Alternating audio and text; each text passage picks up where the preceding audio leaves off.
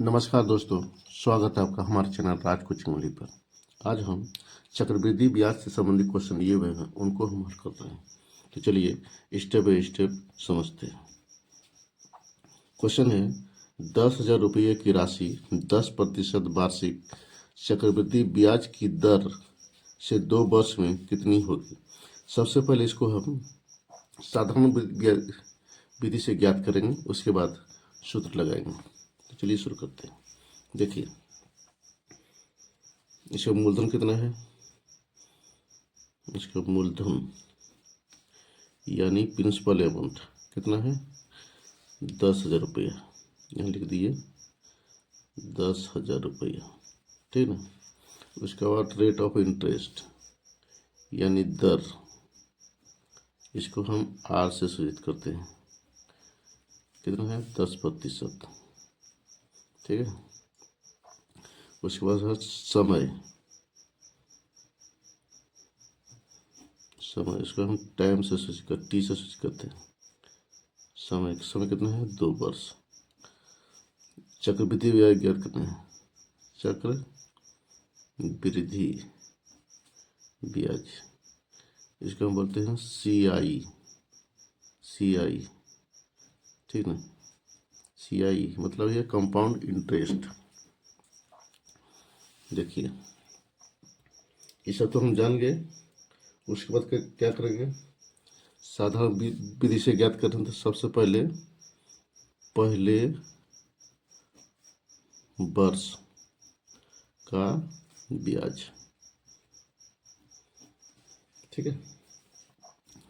तो पहले वर्ष का ब्याज क्या होगा, तो यहाँ जानते हैं मूलधन गुना समय गुना दर बटे होता है 100, इतना तो जानते हैं। मूलधन कितना है तो 10,000, 10 से लिखिए यहाँ 10,000। समय यहाँ 2 वर्ष है, लेकिन यहाँ समय लेंगे 1 वर्ष का है। मतलब कि साधारण विधि से ज्ञात करें तो 1 वर्ष का ले आए, तो 1 लिखेंगे यहाँ समय, दर कितना 10%, ठीक ना, और बटे 100। ये 2 शून्य कटेगा, ये आपका 2 शून्य कट जाएगा, ठीक ना। तो 100 और गुना 10 यानी 1,000 रुपये क्या हुआ, यह ब्याज निकल गया।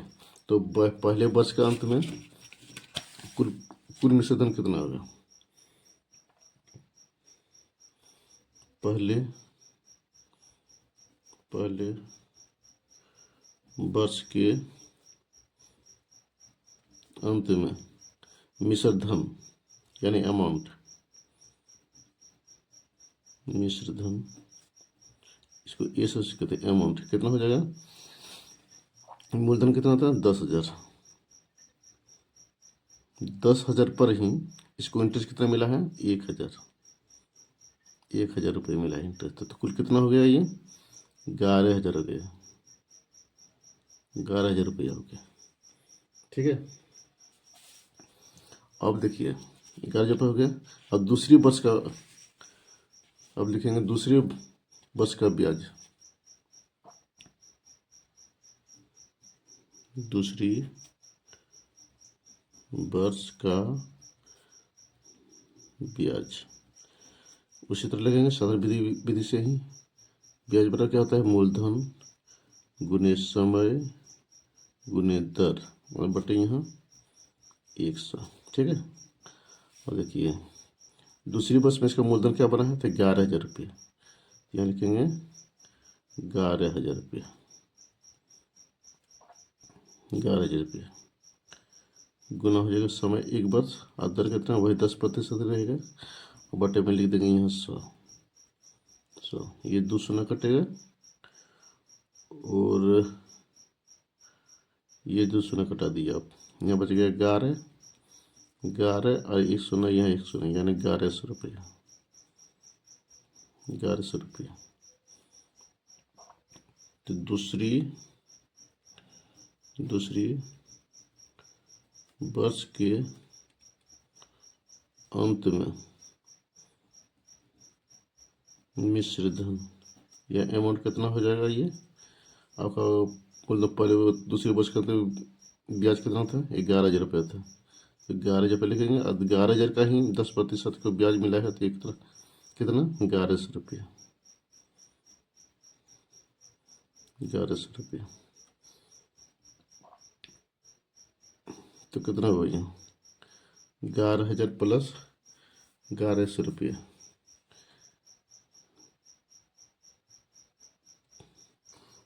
तो आपका हो गया, इसको जोड़ लेते हैं।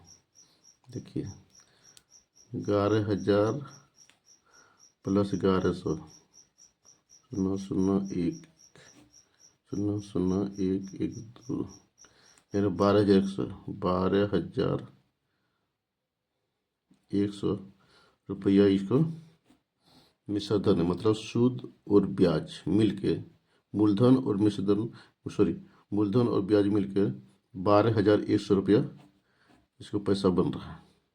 ठीक है, यानी चक्रवृद्धि ब्याज निकल गया आपका। आपका चक्रवृद्धि ब्याज कितना निकला, चक्र वृद्धि ब्याज यानी CI, कंपाउंड इंटरेस्ट, कितना निकल गया 12,100 रुपया। ये आपका आंसर हो गया। इसको उसी तरह बनाएंगे। देखिए क्वेश्चन है 8,000 रुपये पर 5% वार्षिक दर से 3 वर्षों का चक्रवृद्धि ब्याज ज्ञात कीजिए। तो मूलधन कितना है, मूलधन आपका है 8,000 रुपये, ठीक है ना। और वार्षिक रेट यानी दर, दर कितना है 5%। और समय कितना है, समय आपको दिया हुआ है 3 वर्ष, ठीक है ना। तो चक्रवृद्धि ब्याज ज्ञात करना है, तो साधारण ब्याज विधि से ही ज्ञात करेंगे। देखेंगे पहले वर्ष का ब्याज, ठीक। तो होता है मूलधन गुणे समय गुणे दर बटे 100, ठीक है। तो देखिए मूलधन कितना है, तो 8,000 रुपये लिख दिए। दर कितना है, दर है 5%, ठीक है ना। और टाइम है 1 वर्ष, एक वर्ष करके लेंगे, 3 बार करेंगे। उसके बाद 100 बटे में 2 शून्य, ये 2 शून्य कट गया, 80 बचा, गुना 5, 8×5 = 40, यानी 400 रुपया। पहले वर्ष का ब्याज कितना निकल गया 400 रुपया। तो पहले वर्ष के अंत में मिश्रधन कितना हो जाएगा, पहले वर्ष के अंत में मिश्रधन यानी अमाउंट कितना हो जाएगा, ये 8,000 प्लस 400, यानी 8,400 रुपया इसका अमाउंट हो गया, ठीक है ना। 8,400 रुपया क्या अमाउंट हो गया, मिश्रधन हो गया। दूसरे वर्ष के का ब्याज हो जाएगा, ये मूलधन बन जाएगा। ये दूसरे वर्ष में क्या बनेगा, ये मूलधन। दूसरी वर्ष में ब्याज, दूसरी वर्ष में ये क्या बनेगा, मूलधन। तो मूलधन लिखेंगे, मूलधन गुना समय गुना दर बटे में कर देंगे 100, ठीक है। यहाँ देखिए क्या करेंगे हम, मूलधन कितना, तो 8,400, 8,400, समय कितना फिर 1, और दर कितना 5% ही रहेगा दर, और बटे में लिख देंगे 100। ये 2 शून्य कटेगा, ये 2 से बनेगा 80, 84 गुना 5 करेंगे, तो 84 गुना 5 करेंगे कितना, 4×5 = 20, 2 और 5 = 40, 2 42, यानी 420 रुपया, ठीक ना। तो 8,400 का 5% रेट से इसका ब्याज हो गया 420 रुपया, ठीक ना। तो दूसरी वर्ष में कितना हो जाएगा इसका मिश्रधन, दूसरी वर्ष के अंत में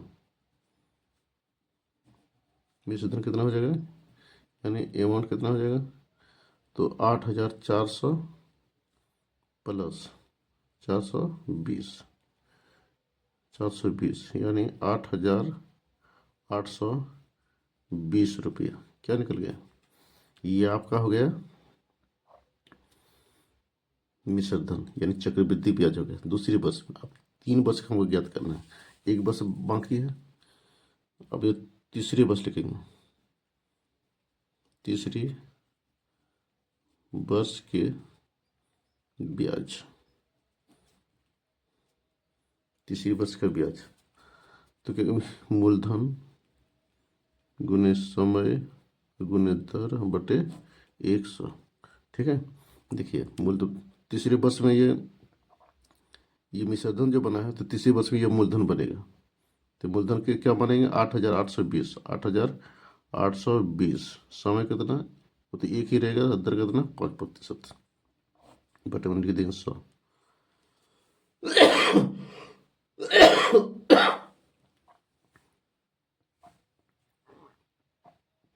अब देखिए ये शून्य कट गए, 5 दूनी 10, 2 इसको कटा दिए, 2 चौक 8, 2 चौक 1, यहाँ एक जगह 1 कट गया, कितना बचा? 441 रुपया। ठीक ना। तो तीसरी बस के अंत में, तीसरी वर्ष के अंत में मिश्रधन यानी अमाउंट कितना हो जाएगा? ये 8,820 रुपये का है ना, मतलब इसका इंटरेस्ट निकला है 441 रुपया। तो ये अमाउंट हो जाएगा टोटल 8,820 और प्लस 441 रुपये। तो यहाँ जोड़ लीजिए 8,820 441 कितना होगा? तो 1 4 2 6 8 4 12, हाँ 8 4 12 8 1 9, यानी आपका हो जाएगा 9,261 रुपया इसको मिश्र धन बन रहा है, यानी इसका अमाउंट बन रहा है, यानी चक्रवृद्धि ब्याज। तो चक्रवृद्धि ब्याज का निकल गया, चक्रवृद्धि ब्याज आपका निकल कर गया 9,261 रुपया।